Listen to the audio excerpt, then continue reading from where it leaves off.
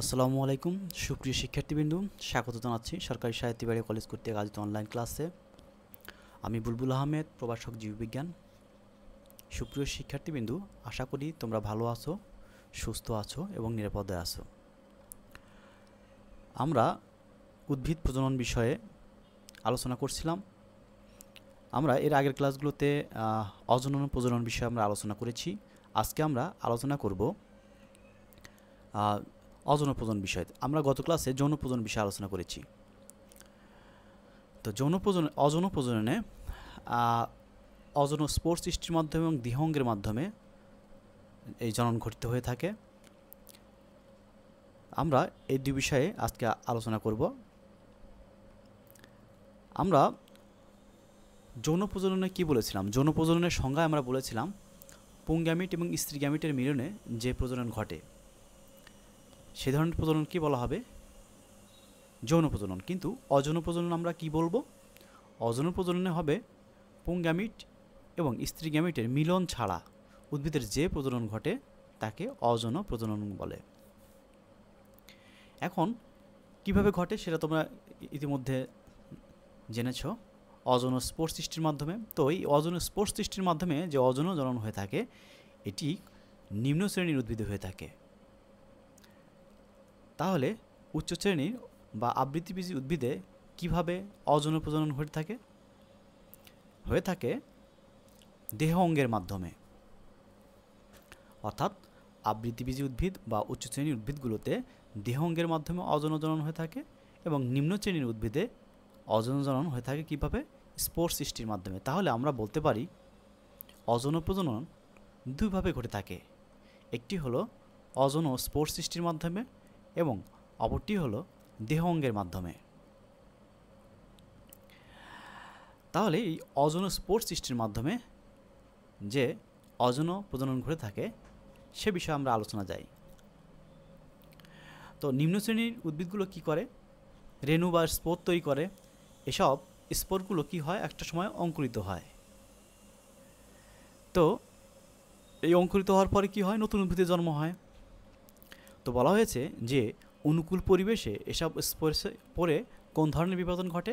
Mitosis বিভাজন ঘটে এবং পরবর্তীতে কি হবে? নতুন উদ্ভিদের জন্ম হবে। এখন এই যে স্পোর সৃষ্টি, সেই স্পোর সৃষ্টিটা বিভিন্ন প্রকারের ধরনের স্পোর গঠন করে এবং এটা নির্ভর করে পরিবেশের তারতম্যের উপরে। পরিবেশের তারতম্যের উপরেই অধিকাংশ শৈবাল এবং ছত্রাকে অর্থাৎ নিম্ন শ্রেণীর উদ্ভিদগুলোতে বিভিন্ন রকম স্পোর গঠন করে। তাহলে এই যে বিভিন্ন রকম স্পোর গঠন করে আমরা দেখে নিই কী কী ধরনের স্পোর গঠন করে। যেমন পেনিসিলিয়ামে কনিডিয়া বা কনিডিয়া স্পোর, মিউকরে ঘটে স্পরঞ্জিয়া স্পোর বা গনিডিয়া, অ্যাগারিকাসে যে স্পোর দেখা যায় সে স্পোরগুলোর নাম হলো ব্যাসিডিয়াস স্পোর। এখন শৈবালের মধ্যে আমরা কিছু স্পোর দেখতে পাই। সেখানে চলরেণু বা জু স্পোর দেখা যায়, যেমন ক্লাইডোমোনাসে, এবং স্থির রেণু দেখা যায়, তাকে আবার অ্যাকানিটিও বলা হয়ে থাকে। অন্যান্য বহু শৈবালের স্থল প্রাচীরবদ্ধ অ্যাপ্লানোস্পোর। তো এগুলো আসলে যৌন স্পোর, অযৌন স্পোর। এছাড়া ব্রায়োফাইট আছে, টেরিডোফাইট আছে। এই উদ্ভিদের রেণুথলিতে রেণুগুলো অযৌন প্রক্রিয়ায় বংশবিস্তারে সাহায্য করে থাকে।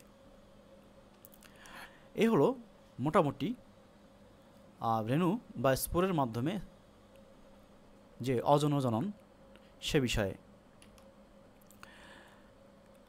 আলোচনা আরও আছে। ফার্ন ও লাইকোপোডিয়ামে কী কী ধরনের স্পোর সৃষ্টি হয়। এখানে একটি মজার বিষয় ঘটে। এখানে কিছু স্পোর থাকে যেগুলো সম আকৃতির, এ ধরনের স্পোরকে হোমোস্পোর বলা হবে, এবং কিছু কিছু স্পোর থাকে অসম আকৃতির। এ ধরনের স্পোরে থাকে স্পোরগুলোকে হেটারোস্পোর বলা হবে এবং এটি থাকে সেলাজিনেলা এবং শুষ্নি শাকে দেখা যায়। তো এখানে আমরা ছবিতে আমরা স্পোরের চিত্র দেখতে পাচ্ছি। এটা ফার্নের স্পোরাঞ্জিয়াম দেখানো হয়েছে এবং এখানে আমরা স্পোর দেখতে পাচ্ছি। স্পোরের মাধ্যমে বংশবৃদ্ধি প্রক্রিয়া আলোচনা আমরা তাহলে এখানেই শেষ করলাম। এরপরে আছে দেহ অঙ্গের মাধ্যমে যে অযৌন প্রজনন, সেটি কি? তো এটি মূলত আবৃতবীজী উদ্ভিদে ঘটে থাকে, তোমরা জেনেছ। এখানে দেহ অঙ্গের মাধ্যমে অযৌন জনন হয়ে থাকে। তো এদের এইরূপ যে প্রজনন, এই প্রজননকে আবার অঙ্গজ প্রজনন বলে থাকে। কারণ কি? এটি তো দেহ অঙ্গের মাধ্যমে হয় বা অঙ্গের মাধ্যমে হয়, এজন্য একে অঙ্গজ প্রজননও বলা থাকে। একে আবার ভিন্নভাবে বলা যায়, যেমন দেহ থেকে বিচ্ছিন্ন অংশবিশেষ নতুন জীব সৃষ্টি করলে তাকে অঙ্গজ প্রজনন বলে। তো এই যে অঙ্গজ প্রজনন, এই অঙ্গজ প্রজনন প্রকৃতিতে স্বাভাবিকভাবে ঘটে থাকে, আবার কৃত্রিমভাবেও কিন্তু এই অঙ্গজ প্রজনন ঘটে থাকে। অর্থাৎ দেহ অঙ্গের মাধ্যমে যে প্রজনন আর কি, সেটি দুইভাবে ঘটে থাকে। একটি প্রাকৃতিকভাবে ঘটে থাকে, আবার একটি কৃত্রিমভাবেও ঘটে থাকে। আমরা এখন দেখব এই যে স্বাভাবিকভাবে যে অঙ্গজ প্রজনন অর্থাৎ প্রাকৃতিক উপায়ে যে অঙ্গজ প্রজনন ঘটতে থাকে, সেগুলো কীরকম হতে পারে। হতে পারে মূল দ্বারা, হতে পারে কাণ্ড দ্বারা, হতে পারে পাতার মাধ্যমে। এই পাতার মাধ্যমে যখন অঙ্গজ প্রজনন বা প্রজননের কথা আসে, তখন আমাদের পাথরকুচি পাতার কথা আসলে মনে পড়ে যায়। তো আমরা এখানে ছবিতে কিছু অঙ্গজ প্রজনন দেখতে পাচ্ছি, যেগুলো প্রাকৃতিক উপায় হয়ে থাকে। দেখানো হয়েছে মিষ্টি আলু মূল দ্বারা এর অঙ্গজ প্রজনন হয়ে থাকে, ডালিয়া, কাঁকরোল। এরপরে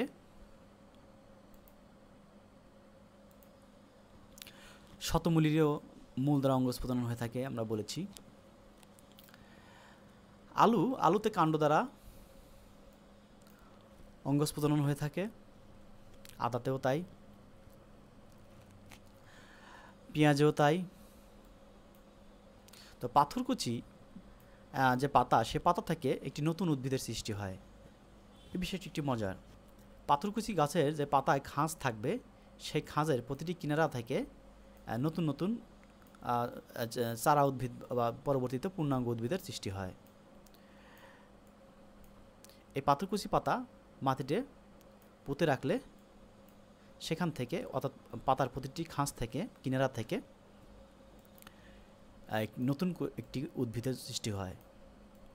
প্রতিটি কিনারা থেকে যতগুলো কিনারা থাকবে, ঠিক ততগুলো কিনারা থেকেই উদ্ভিদের জন্ম হবে, যদি আমরা এটি মাটিতে আমরা ফেলে দেই। এরপরে আরও আছে কক্ষ মুকুলের মাধ্যমে অঙ্গজ প্রজনন, অর্ধবায়বীয় কাণ্ড দ্বারা অঙ্গজ প্রজনন। তো কক্ষ মুকুলের মাধ্যমে অঙ্গজ প্রজনন ঘটে থাকে, একে বুলবিলে বলা হয়। সেটি উদাহরণ হয় চুপড়ি আলু। এছাড়া অর্ধবায়বীয় কাণ্ড দ্বারা যে অঙ্গজ প্রজনন ঘটে থাকে, আমরা এর একটি বহুল ব্যবহৃত বা বহুল আলোচিত উদাহরণ আমরা দেখতে পাই, সেটি হলো যে কচুর লতি। তো কচু জাতীয় যে উদ্ভিদে, সেখানে যে আমরা লতি দেখতে পাই, সেই লতিগুলোকে আসলে অর্ধবায়বীয় কাণ্ড বলা হয়। তো এই লতিগুলো আসলে নতুন একটি কচু গাছের সৃষ্টির জন্যই কিন্তু এই লতির বৃদ্ধি ঘটে। আমরা যদি সেই লতিকে গাছ থেকে না উঠাই কচু গাছ থেকে, তাহলে কিন্তু সেটি নতুন উদ্ভিদের জন্ম দিবে। এরপরে মুকুল উদ্গমের মাধ্যমে বা বার্ডিংয়ের মাধ্যমে এই অযৌন প্রজনন হয়ে থাকে। এর উদাহরণ হলো ইস্ট নামক যে এককোষী ছত্রাক রয়েছে, সেখানে মাতৃকোষ থেকে এক বা একাধিক মুকুল সৃষ্টি হয়। এই মুকুল সৃষ্টির ফলে একটি নতুন উদ্ভিদের সৃষ্টি হয়, যেখানে যেমন এই এককোষী একটি ইস্ট ছিল, এটি কী করে, এখান থেকে যে একটি মুকুল হবে, সেই মুকুলের মাধ্যমে পরবর্তীতে মুকুল যদি একটি হয় বা একাধিক হয়, সেখান থেকে এক বা একাধিক নতুন উদ্ভিদের সৃষ্টি করবে আর নতুন ইস্টের সৃষ্টি করবে। সর্বশেষ আমরা দেখি পর্ণকাণ্ড দ্বারা যে অঙ্গজ প্রজনন, এটা ফণী মনসার ক্ষেত্রে দেখা যায়। ফণী মনসার যে পর্ণকাণ্ড দেখা যায়, যেমন এরকম কাণ্ড, এখানে কাণ্ড দেখানো হয়েছে, এই কাণ্ডগুলো থেকে আমরা যদি বিচ্ছিন্ন করে মাটিতে রেখে দিই বা পুঁতে দিই, তাহলে সেখান থেকে আবার নতুন ফণী মনসা উদ্ভিদের জন্ম হবে। এখন এই যে উদ্ভিদের যে কি আমরা এতক্ষণ জানলাম যে প্রাকৃতিক উপায়ে বা স্বাভাবিক উপায়ে যে অঙ্গজ প্রজনন বা অযৌন প্রজনন, এখন আমরা দেখব কৃত্রিম অঙ্গজ প্রজনন। তো কৃত্রিম অঙ্গজ প্রজনন কি? আমরা দেখি উদ্ভিদের বিভিন্ন রকমের অঙ্গ, যেমন মূল, কাণ্ড, পাতা। এই পাতাগুলো বিশেষ প্রক্রিয়ায় আমরা বংশ বিস্তার করার জন্য উপযোগী করি, ফলে এখান থেকে নতুন উদ্ভিদের সৃষ্টি হয়, তাকে বলা হয় কৃত্রিম অঙ্গজ প্রজনন। এই কৃত্রিম পদ্ধতি প্রয়োগ করে ফুল ও ফলের গুণগত মান বজায় রেখে এ ধরনের জনন ঘটানো হয়। তো যে পদ্ধতিতে এটি সম্ভব হয় তাকে আমরা কলম বলে থাকি বা কলম করা বলে থাকি। এই কলমগুলো কলম করা নিম্নলিখিত উপায় হয়ে থাকে, যেমন শাখা কলম বা কাটিং, দাবা কলম, জোড় কলম বা গ্রাফটিং, গুটি কলম, চোখ কলম বা কুড়ি সংযোজন। এখন আমরা দেখব শাখা কলমটা কি বা এটি কীভাবে করা হয়। শাখা কলমে দেখা যায় যে কোনো একটি উদ্ভিদের শাখা আমরা কেটে যখন ভেজা মাটি বা স্যাঁতসেঁতে মাটিতে পুঁতে রাখি, তখন এখান থেকে নতুন একটি উদ্ভিদের সৃষ্টি হয়। যেমন এখানে আমরা এই উদ্ভিদে দেখতে পাচ্ছি, আমরা যদি এই শাখা আমরা এই বরাবর বিচ্ছিন্ন করি এবং সেটিকে কেটে যদি আমরা এই স্যাঁতসেঁতে মাটিতে আমরা পুঁতে রাখি, তাহলে কি হয়, সেখান থেকে আবার নতুন চারা সৃষ্টি হয়। দেখতে হবে সেই শাখাতে চোখগুলো ঠিকঠাক মতো রয়েছে কিনা, তাহলে সেই চোখগুলো থেকে আবার পাতা গজায়। তো উদাহরণ কি হতে পারে? উদাহরণ জবা, আখ, গোলাপ, পাতাবাহার, সজিনা, আপেল, কমলা লেবু, এই উদ্ভিদগুলোতে শাখা কলম বা কাটিং পদ্ধতিতে কলম করা হয়। আমরা এখন দেখব দাবা কলম বা লেয়ারিং কি। কোনো কোনো উদ্ভিদে আমরা দেখি যে তাদের যে কাণ্ড রয়েছে, সে কাণ্ড ভূমি বরাবর দেখা যায় বা ভূমির কাছাকাছি, ভূমি সংলগ্ন। তো এই কাণ্ডকে যদি আমরা ধরে মাটিতে সাথে আমরা চাপা দিয়ে রাখি, তাহলে কি হবে, সেখান থেকে মূল গজাবে, অর্থাৎ অস্থানিক মূল গজাবে। যদি এই কাণ্ডের এখান থেকে বাকল বা ছাল উঠিয়ে ফেলা হয়, তাহলে সেই মূল আর দ্রুত গজাতে দেখা যায়, এবং সেই মূলকে বলা হবে কি, অস্থানিক মূল। অস্থানিক মূল কেন বলা হচ্ছে? কারণ এটি তো প্রকৃত মূল নয়, অর্থাৎ যেখানে মূল হওয়ার কথা সেই মূল নয়, নির্দিষ্ট স্থানে যে মূল হওয়ার কথা ছিল সেখান থেকে ভিন্ন জায়গায় যে মূল সৃষ্টি হয়, এজন্য একে অস্থানিক মূল বলা হচ্ছে। তো পরবর্তীতে এই যে কাণ্ডটিতে মাটি চাপা দেওয়ার ফলে যে মূলের সৃষ্টি হলো, মূলের সৃষ্টি হওয়ার পরে আমরা যদি এই কাণ্ডটিকে এবার আবার কেটে যদি মাটিতে লাগিয়ে দিই, তাহলে সেখানে আবার থেকেই আবার নতুন উদ্ভিদের সৃষ্টি হবে বা নতুন উদ্ভিদ জন্ম হবে। এই হলো দাবা কলম। এখন আমরা দেখব জোড় কলম কি। জোড় কলমে দেখা যায় যে উন্নত মান বজায় রাখার জন্য এটি করা হয়।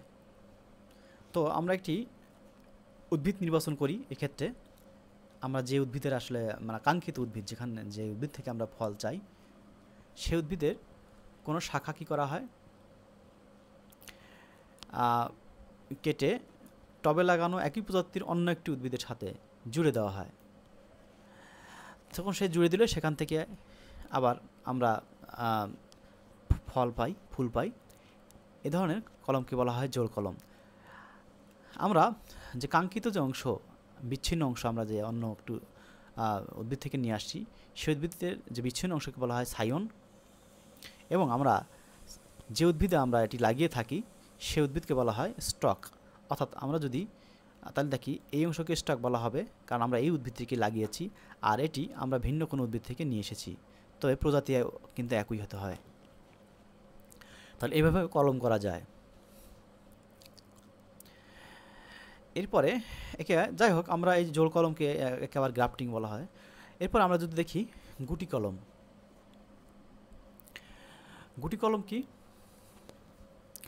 গুটি কলম করা হয় লেবু, আম, গোলাপ, গন্ধরাজ এই জাতীয় উদ্ভিদে। তো গুটি কলমের জন্য আমরা একটি গাছের একটি শাখাকে নির্বাচিত করি, যে কোন শাখা থেকে আমরা এই কলমটি, কোন শাখায় আমরা এই কলমটি করব। প্রথমে সেই শাখার কি করা হয়, একটি নির্দিষ্ট অংশে ছাল বা বাকল তুলে ফেলা হয়। তুলে ফেলে ওই নির্দিষ্ট অংশে কি করা হয়, ভেজা মাটি,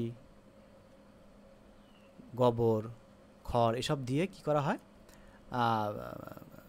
লাগিয়ে এসব লাগিয়ে তারপরে শক্ত করে বেঁধে দিতে হয়, দড়ি দিয়ে বেঁধে দিতে হয়। পর নিয়মিত, শুধু বেঁধে দিলেই হবে না, নিয়মিত সেখানে পানি দিতে হবে। যেমন আমরা চিত্রে দেখতে পাচ্ছি একটি পানির পাত্র, সেখান থেকে ফোঁটায় ফোঁটায়